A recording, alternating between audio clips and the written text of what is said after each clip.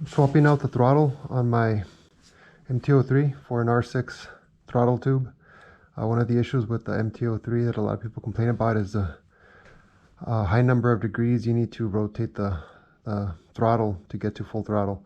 So you can see it seems to be close to 90 degrees. The first step is to loosen and remove this end cap. I already got it started. Is to remove the housing around the cables. There's one screw here, and there's another one here. This is the longest screw in the world right here. And then there's another one just inside here. I believe that's the last one you need to remove.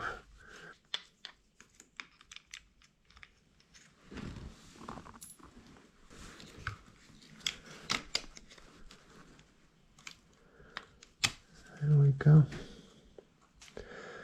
See, we gotta remove this cable and this cable. Actually, you can remove that one by hand.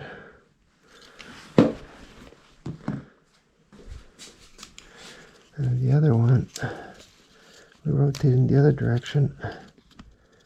Yeah. You can also remove it by hand. Throttle tube is loose.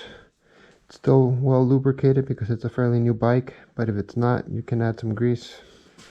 Here's a comparison of the R6 versus the stock one. So it looks like the R6 is a bigger diameter.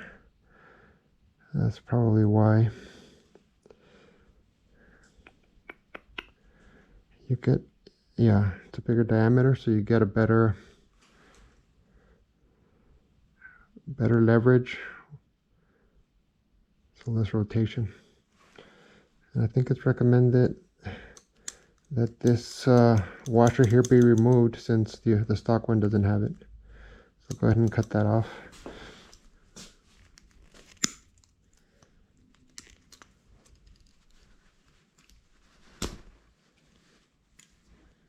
Let's get this back on. Hopefully it's as easy to pop those cables in as it was to remove them.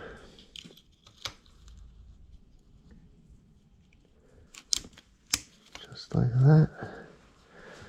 And then the other one.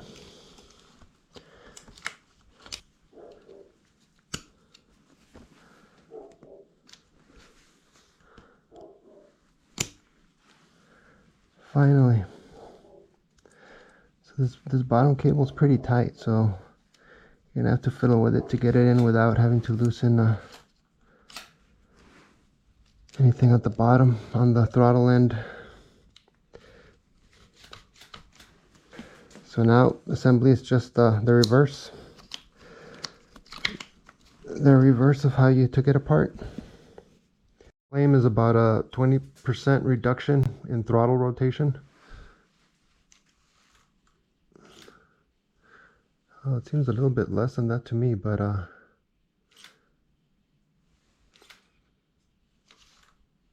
it's definitely going to help though. Tip during reassembly, these two pieces of plastic here that kind of align, they need to be visible. If they're too far inside, that means the cables are too far inside and you got to pull everything down. Otherwise, this cap won't go on. Another important tip is that because of the larger diameter of this throttle tube, you will end up with the cable being too tight on the throttle. So make sure you use an 8mm and a 10mm wrench to adjust the cable. So you'll loosen the lock nut with the 10mm, which I already did. Yeah, loosen that, step that lock nut away from the adjuster. Then you're going to screw in the adjuster turning clockwise, and you should start seeing some play in the throttle. You need a little bit of play to make sure it operates smoothly and doesn't bind. So once you have it set, you're You can tighten this lock nut again while holding the adjuster. You don't have to go too tight. There we go. Yeah, so you want a few millimeters of play. I think the manual tells you exactly how many, but that looks and feels pretty good right there. Last step is just to get that cap back on.